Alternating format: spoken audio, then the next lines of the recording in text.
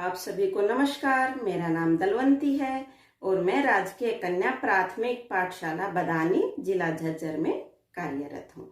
एक बार फिर से आपके सामने उपस्थित हूँ एक नए विषय पर बात करने के लिए। तो प्यारे बच्चों, आज हम कक्षा 5वीं की हिंदी की पाठ्य पुस्तक झिलमिल में संकलित पाठ 4 हॉकी के जादूगर के बारे में बात करेंगे। तो प्यारे बच्चों, हॉकी का जादूगर किसे कहा जाता है जानते हैं आप? हॉकी का जादूगर भारत के महान खिलाड़ी मेजर ध्यानचंद जी को कहा जाता है। तो उनकी जीवन शैली या जीवन परिचय के बारे में बात करने से पहले हम बात कर लेते हैं उनके एक विशेष मैच और एक विशेष घटना के बारे में। तो आइए शुरू करते हैं। हॉकी का मैदान, ध्यानचंद सेंटर फॉरवर्ड जगह पर खेल रहे थे। इस स्थान पर खेलने वाला खिलाड़ी अग्रिम पंक्ति का मध्य व प्रमुख होता है।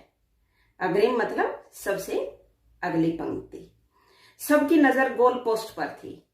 गोल करने के लिए ध्यानचंद बिजली की गति से आगे बढ़ रहे थे। बिजली की गति से आगे बढ़ रहे थे मतलब बहुत तेजी से आगे बढ़ रहे थे।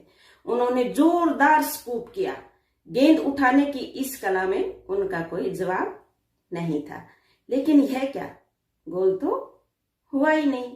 गेंद गोल पोस्ट के ऊपर से होती हुई बाहर निकल गई। आश्चर्य है कि गोल न हुआ। सभी ये सोच रहे थे मेजर ध्यानचंद जी के साथ साथ कि गोल कैसे नहीं हुआ। गोलकीपर, दूसरे खिलाड़ी, दर्शक सभी अचंभित थे यानी हैरान थे। ध्यानचंद जी के चेहरे पर अफसोस के भाव थे, लेकिन वे मैच खेलते रहे। उन्हें शक हुआ कि गोल पोस्ट की ऊंचाई में कोई न कोई गलती है और मैच के बाद उनके आग्रह मतलब अनुरोध पर गोल पोस्ट नापा गया। प्यारे बच्चों, और आपको जानकर बहुत हैरानी होगी, बहुत आश्चर्य होगा कि गोल पोस्ट की ऊंचाई 3 इंच कम पाई गई और गोल न होने का राज भी खुल गया।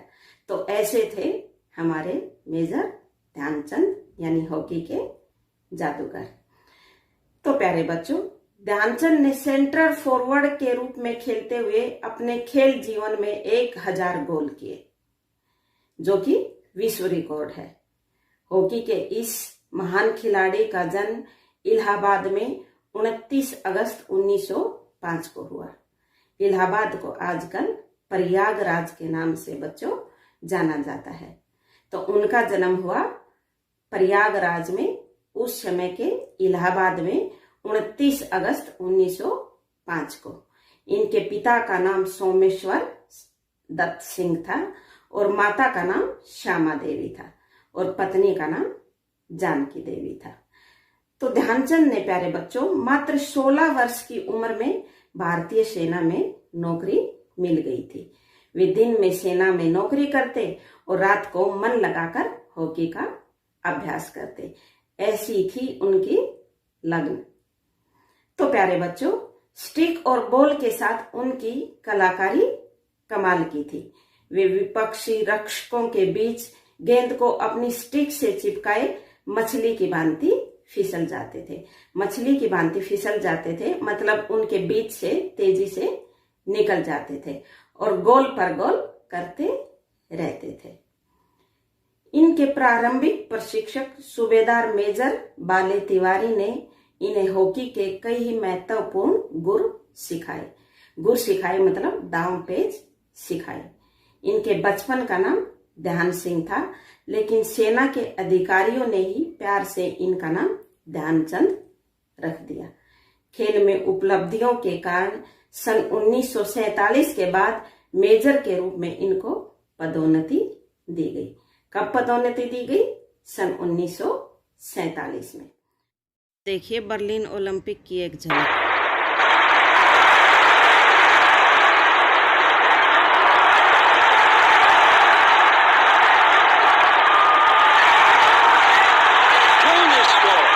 तो प्यारे बच्चों, सन 1936 में बर्लिन ओलंपिक में ध्यानचंद जी की कप्तानी में भारतीय हॉकी टीम ने जर्मनी को उसके ही घर में 8-1 से करारी शिकस्त देकर स्वर्ण पदक जीता। शिकस्त देना मतलब मात देना या हरा देना। फाइनल देखने के लिए स्टेडियम में जर्मन तानाशाह अडोल्फ हिटलर भी मौजूद थे। कौन मौजूद थे? जर्मन तानाशाह अडोल्फ हिटलर। विजेता टीम को उनके हाथों स्वर्ण पदक दिए जाने थे, लेकिन जर्मनी की हार से वे इतने गुस्से में थे कि खेल समाप्त होने से पहले ही स्टेडियम छोड़कर बाहर चले गए। अगले दिन हिटलर ने हॉकी के जादूगर ध्यानचंद जी से मिलने का संदेश भिजवाया। इससे वे बेहद चिंतित हो गए। कौन चिंतित हो गए? मेजर ध्यानचंद। उन्होंने हिटलर की तानाशाही व क्रूरता यानी निर्दयता के बहुत सारे किस्से सुन रखे थे। अगली सुबह जब ध्यानचंद हिटलर से मिलने पहुंचे तो जर्मन तानाशाह बेहद गर्मजोशी से उनका स्वागत किया, उनके स्वागत के लिए तैयार थे। बातचीत के दौरान हिटलर ने उनके सामने जर्मन फौज में बड़े पद का प्रस्ताव दिया, लेकिन हमारे दद्दा ने अपने देश प्रेम के कारण यह प्रस्ताव विनम्रता पूर्वक ठुकरा दिया, यानी नम्र भाव से ठुकरा दिया। तो प्यारे बच्चों, हमारे हॉकी के जादूगर मेजर ध्यानचंद को प्यार से सभी दद्दा के नाम से पुकारते थे। ध्यानचंद खेलते समय अपने अनुशासन और धैर्य के कारण भी प्रसिद्ध थे। सन 1933 के आर्मी कप में विरोधी टीम के सेंटर हाफ खिलाड़ी ने खेल में पिछड़ने पर आपा खो दिया। वह ध्यानचंद के सिर पर हॉकी स्टिक दे मारी। घायल ध्यानचंद ने मैदान के बाहर जाकर घाव पर पट्टी करवाई। वे खेल भावना का परिचय देते हुए पुनः मैदान में पधारे। दोबारा खेलने के लिए मैदान में आ गए घाव पर पट्टी करवाकर। तो इसके बाद विपक्षी टीम पर ताबड़तोड़ 6 गोल करके खेल के उच्च कौशल से अपना बदला लिया। ताबड़तोड़ मतलब एक के बाद एक लगातार 6 गोल किए और इस प्रकार उन्होंने अपनी चोट का बदला लिया। इतना धैर्य और इतनी खेल भावना उनमें कूट कूट कर भरी हुई थी।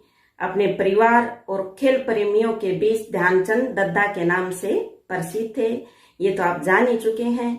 विदेशों में भी वे अत्यंत लोकप्रिय थे।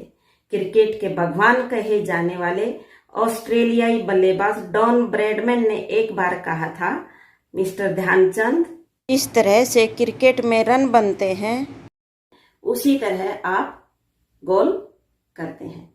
ऑस्ट्रेलियाई मानते थे कि ध्यानचंद देवीय प्रतिभा के धनी थे, कि उनमें कोई देवीय प्रतिभा थी, क्योंकि 2 हाथों से इतने गोल संभव नहीं है। और प्यारे बच्चों, एक बात मैं आपको और बता दूं, ऑस्ट्रिया की राजधानी वियना के एक क्लब में ध्यानचंद की एक 4 हाथ वाली मूर्ति स्थापित की गई है, जिसमें उनके चारों हाथों में हॉकी स्टिक है। कई बार विपक्षी टीमों ने उनकी हॉकी स्टिक को तोड़कर देखा कि उनमें चुंबक तो नहीं लगा रखा है, जिसके कारण वे दनादन गोल करते रहते हैं। यानी विपक्षी टीम के खिलाड़ियों को शक होता था कि इतने गोल कोई कैसे कर सकता है। तो उन्होंने देखा कि कहीं इनकी स्टिक में चुंबक तो नहीं लगा, जिनके कारण बॉल इनकी स्टिक पर चिपक जाती है। तो प्यारे बच्चों, लोग उनको ठीक ही हॉकी का जादूगर कहते हैं। सन 1932 के लॉस एंजल्स ओलंपिक में भारत ने अमेरिका को 24-1 से हराया, जो कि एक विश्व रिकॉर्ड है। उस मैच में ध्यानचंद ने 8 और उनके छोटे भाई रूप सिंह ने 10 गोल किए, यानी दोनों भाइयों ने 24 में से 18 गोल स्वयं किए। ओलंपिक दुनिया की सर्वश्रेष्ठ खेल प्रतियोगिता होती है और इसका आयोजन प्रति 4 वर्ष के बाद होता है। सन 1956 में ध्यानचंद को पद्म भूषण से सम्मानित किया गया। कौन से पुरस्कार से सम्मानित किया गया प्यारे बच्चों? सन 1956 में पद्म भूषण से सम्मानित किया गया।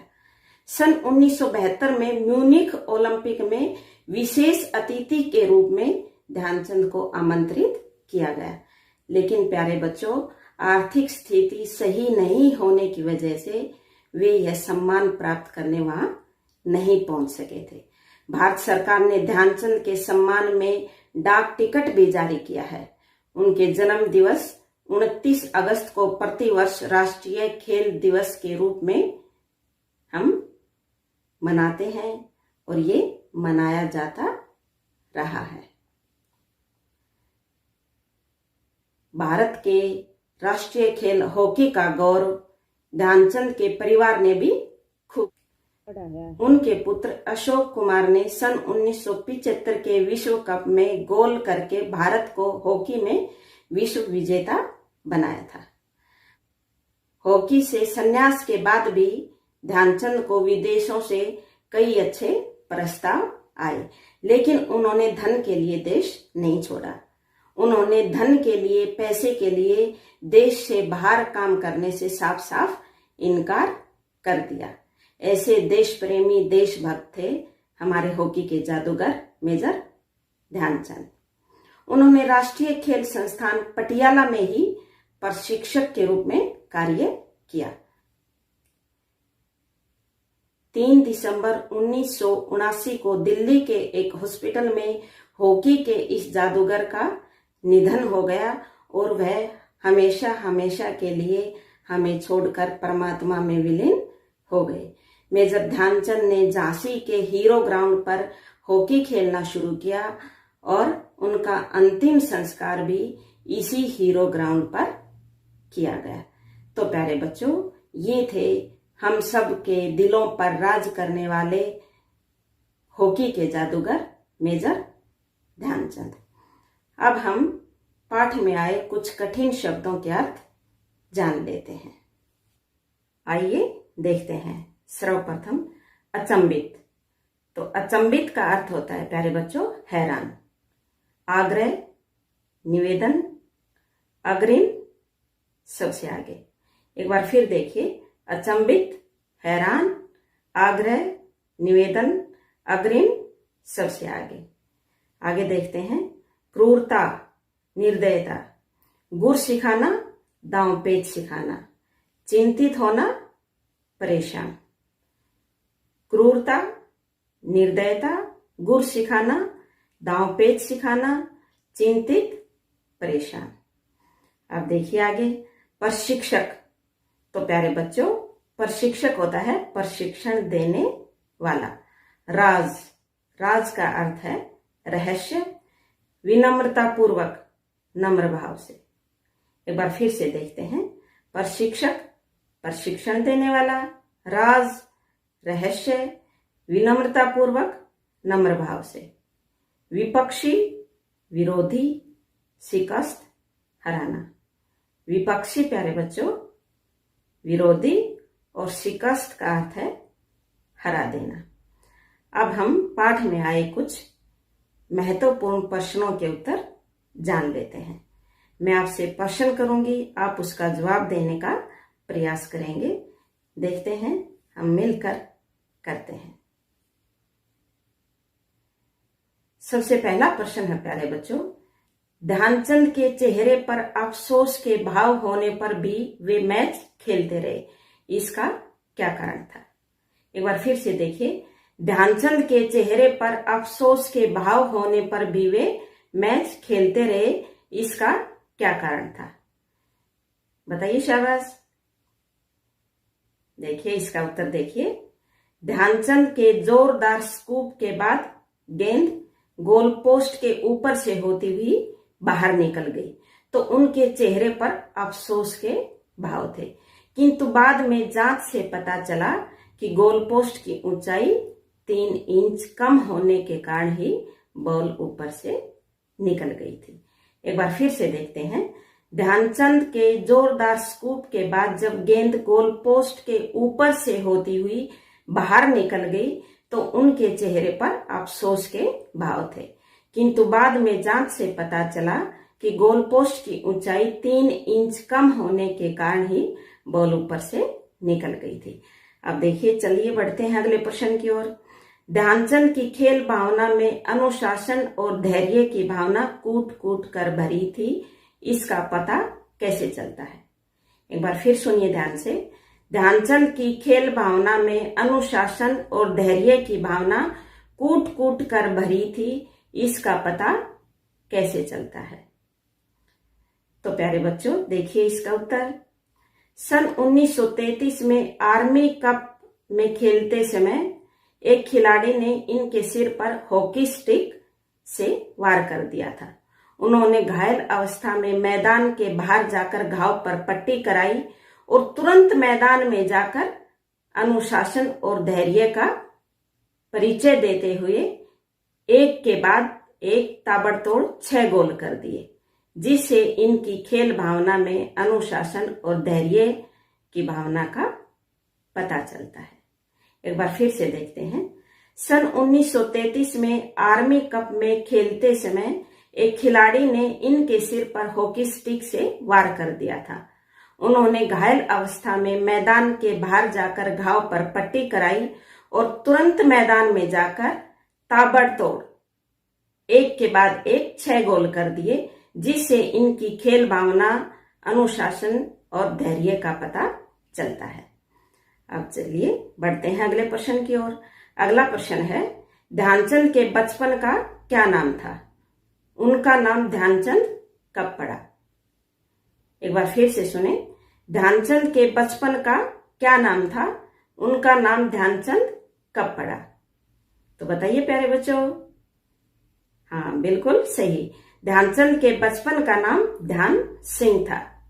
सेना में भर्ती होने के उपरांत सेना के अधिकारियों ने प्यार से इनका नाम ध्यानचंद रख दिया।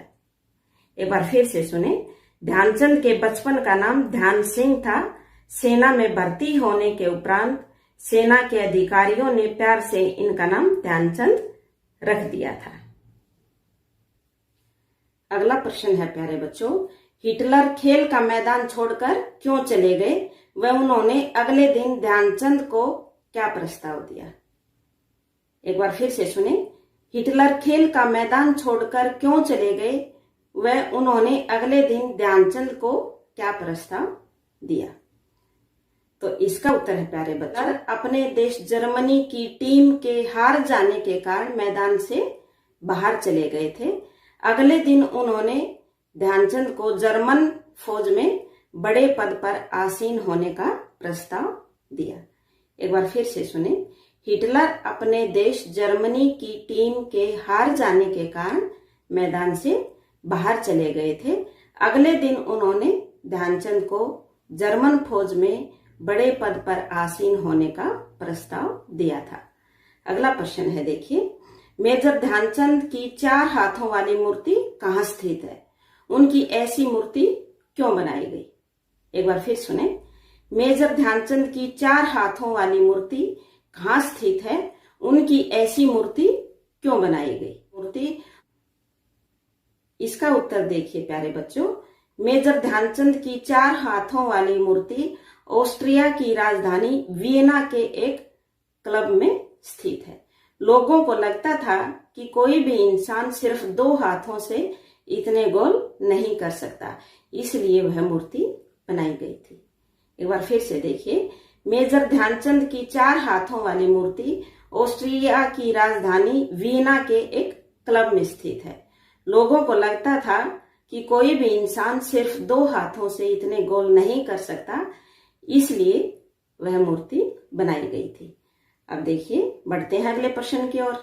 1932 के ओलंपिक कहाँ हुए व इसमें कौन सा विश्व रिकॉर्ड बना? एक बार फिर से देखें। 1932 के ओलंपिक कहाँ हुए व इनमें कौन सा विश्व रिकॉर्ड बना? तो प्यारे बच्चों, सन 1932 में ओलंपिक खेल लॉस एंजल्स में हुए थे। इसमें भारत ने अमेरिका को हॉकी में 24-1 से हराकर एक विश्व रिकॉर्ड बनाया था। एक बार फिर से देखिए। सन 1932 में ओलंपिक खेल लॉस एंजल्स में हुए थे। इसमें भारत ने अमेरिका को हॉकी में 24-1 से हराकर विश्व रिकॉर्ड बना दिया था। तो प्यारे बच्चों, ये थे पाठ पर आधारित प्रश्नोत्तर। आशा है आप सबको समझ आ गए होंगे। चलिए अब आगे बढ़ते हैं पाठ से आगे। तो देखिए, कौन से खेल के खिलाड़ी को भारत रत्न से सम्मानित किया गया है? खिलाड़ी का नाम बताएं। एक बार फिर से देखिए, कौन से खेल के खिलाड़ी को भारत रत्न से सम्मानित किया गया है? खिलाड़ी का नाम बताएं। यह भारत का सर्वोच्च नागरिक सम्मान है प्यारे बच्चों, और इस सर्वोच्च नागरिक सम्मान भारत रत्न से 4 फरवरी 2014 को सचिन तेंदुलकर को सम्मानित किया गया था। किसको सम्मानित किया गया था? सचिन तेंदुलकर को। अगला है, यदि गोल न होने का राज न खुलता तो ध्यानचंद के मन में किस प्रकार के विचार आते? एक बार फिर से देखें, यदि गोल न होने का राज न खुलता तो ध्यानचंद के मन में किस प्रकार के विचार आते? तो प्यारे बच्चों, यदि गोल न होने का राज न खुलता तो ध्यानचंद के मन में यह विचार आता कि उनकी खेल पर पकड़ कमजोर होने लगी है और उन्हें अत्यधिक परिश्रम की आवश्यकता है। क्या लगता उन्हें? कि उनकी खेल पर पकड़ कमजोर होने लगी है और उन्हें अत्यधिक परिश्रम की आवश्यकता है। खेल खेलते समय विरोधी टीम का खिलाड़ी आपसे दुर्व्यवहार करे तो एक अच्छा खिलाड़ी होने के नाते आप उसके साथ कैसा व्यवहार करेंगे? एक बार फिर से देखिए, खेल खेलते समय विरोधी टीम का खिलाड़ी अगर आपके साथ दुर्व्यवहार करे तो आप उसके साथ कैसा व्यवहार करेंगे? तो आप उसके साथ सद्व्यवहार ही करेंगे, अच्छा व्यवहार ही करेंगे, जिस प्रकार ध्यानचंद जी का व्यवहार एक खेल के प्रति या एक खिलाड़ी के प्रति रहा। क्योंकि अच्छा व्यवहार ही प्यारे बच्चों हमें खेल की ऊंचाइयों तक लेकर जा सकता है। अब हम करते हैं भाषा की बात। भाषा की बात आपके साथ। देखिए, गोल न होने का राज खुल गया। अंग्रेजों ने भारतवर्ष पर कई वर्ष राज किया। उपर्युक्त वाक्य में राज और राज शब्द दिए गए हैं, जिनमें से राज का अर्थ है रहस्य और राज का अर्थ है शासन। इसी प्रकार कुछ अन्य शब्द दिए हैं, उनके अलग अलग अर्थ बताकर वाक्य बनाएं। तो प्यारे बच्चों, जिन शब्दों का उच्चारण लगभग समान हो किंतु अर्थ बिल्कुल भिन्न हो, ऐसे शब्दों को समरूपी शब्द कहते हैं। तो देखिए कुछ शब्द और इनके अर्थ व वाक्य में प्रयोग। तो देखिए, सर्वप्रथम जरा और जरा। उच्चारण में थोड़ा सा अंतर है। क्या अंतर है प्यारे बच्चों? जरा बुढ़ापा और जरा थोड़ा। तो जरा में जय के नीचे नुक्ता लगा हुआ है, जो आप देख सकते हैं। अब देखिए इनके वाक्य में प्रयोग करते हैं। जरा बुढ़ापा, इसका वाक्य हम बना सकते हैं, बहुत से लोगों को जरा आने पर परेशानियां घेर लेती हैं। अब देखिए, जरा मतलब थोड़ा, मुझे आगे जाने के लिए जरा सा रास्ता चाहिए। आगे है प्यारे बच्चों नाज। नाज मतलब अनाज। हमारे देश में नाज की कोई कमी नहीं है। और इसी से मिलता जुलता शब्द देखिए नाज, जिसके नीचे नुक्ता लगा हुआ है। नाज का अर्थ है नखरा। नाज दिखाने से नहीं बल्कि हम काम करके ही आगे बढ़ सकते हैं। अगला शब्द है प्यारे बच्चों गज। गज का अर्थ है हाथी। मैंने चिड़ियाघर में सफेद गज देखा। और अगला शब्द है गज। गज का अर्थ है प्यारे बच्चों लंबाई मापने की इकाई। तो 4 गज कपड़े में आपकी ड्रेस तैयार हो जाती है। अगला शब्द है सजा। सजा का अर्थ है संवरा। जन्माष्टमी पर मंदिर सजा रहता है। और अगला शब्द है सजा। सजा का अर्थ है प्यारे बच्चों दंड। अपराधी को सजा तो मिलनी ही चाहिए। तो ये थे प्यारे बच्चों समरूपी शब्द, जिसमें एक नुक्ता लगाने से ही शब्द का बिल्कुल अर्थ परिवर्तन हो जाता है। राज खुलना एक मुहावरा है जिसका अर्थ है भेद खुलना। नीचे कुछ मुहावरे दिए गए हैं, उनके अर्थ लिखकर वाक्य में प्रयोग कीजिए। राज खुलना, इसका अर्थ क्या बताया? भेद खुलना। इसका वाक्य बनाकर भी आप अपनी नोटबुक में लिख लेंगे। अगला मुहावरा है प्यारे बच्चों, मछली की तरह फिसलना। तो इसका अर्थ है बहुत चिकना या बहुत चंचल होना। क्या अर्थ है? बहुत चिकना या बहुत चंचल होना। इसका वाक्य हम बना सकते हैं, कुश्ती करते हुए पहलवान एक दूसरे के हाथ से मछली की तरह फिसल रहे थे। अगला मुहावरा है धूल चटाना। धूल चटाना का अर्थ है प्यारे बच्चों हरा देना। भारतीय सैनिक शत्रु को धूल चटा देते हैं। आप इससे भिन्न वाक्य बनाकर अपनी नोटबुक में या अपनी टेक्स्ट बुक में लिख लेंगे। अगला मुहावरा है प्यारे बच्चों अग्रिम पंक्ति में गिना जाना। तो इसका अर्थ है सम्मानित वर्ग से संबंधित होना। क्या अर्थ है? सम्मानित वर्ग से संबंधित होना। तो इसका वाक्य हम बना सकते हैं, मेरे पिताजी को नगर की अग्रिम पंक्ति में गिना जाता है। मेरे पिताजी को नगर की अग्रिम पंक्ति में गिना जाता है।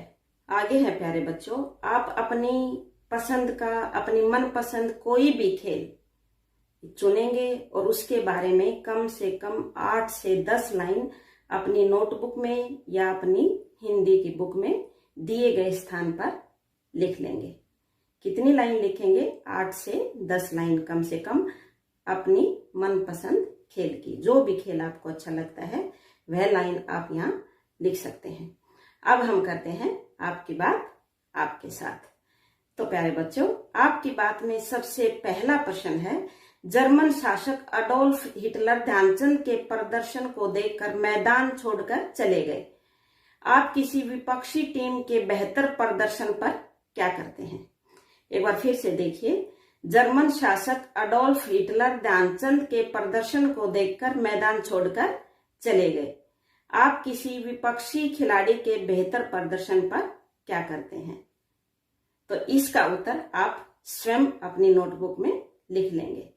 याद है ना, आपकी बात में जो प्रश्न पूछे जाते हैं उनके उत्तर आप स्वयं लिखेंगे और हर बच्चे का उत्तर सही होगा। किसी का भी उत्तर यहाँ गलत नहीं होता है। ये सब बच्चे ध्यान रखेंगे। इसलिए जो भी आपके मन में आता है वो उत्तर आप इस प्रश्न के जवाब में लिख देंगे। अगला प्रश्न है, क्या आप भी ध्यानचंद की तरह देश की सेवा करना चाहते हैं? यदि हाँ तो कैसे? एक बार फिर देखिए, क्या आप भी ध्यानचंद की तरह देश की सेवा करना चाहते हैं? यदि हाँ तो कैसे? और अगला प्रश्न देखिए, शारीरिक, मानसिक और बौद्धिक विकास को बनाए रखने के लिए हमारे जीवन में खेल महत्वपूर्ण भूमिका निभाते हैं। बताइए आप कौन कौन से खेल खेलते हैं? एक बार फिर से देखिए, शारीरिक, मानसिक और बौद्धिक विकास को यानी संपूर्ण विकास को बनाए रखने के लिए हमारे जीवन में खेल महत्वपूर्ण भूमिका निभाते हैं। बताइए आप कौन कौन से खेल खेलते हैं? तो यहाँ पर जो भी खेल आप खेलते हैं उनके नाम लिख लेंगे। खेलों का महत्व हमारे जीवन में बहुत ज्यादा है प्यारे बच्चों, इसलिए कोई न कोई खेल हमें अवश्य ही खेलना चाहिए। तो प्यारे बच्चों ये था हिंदी की पाठ्य पुस्तक झिलमिल में संकलित पाठ 4 हॉकी का जादूगर। आशा है आपको समझ आया होगा, आपको अच्छा लगा होगा। बताया गया काम आप अपनी नोटबुक में या अपनी टेक्स्ट बुक में कर लेंगे और कक्षा में अपनी अध्यापिका को दिखा देंगे। एक बार फिर से मिलेंगे एक नए टॉपिक पर बात करने के लिए। तब तक के लिए बहुत बहुत धन्यवाद।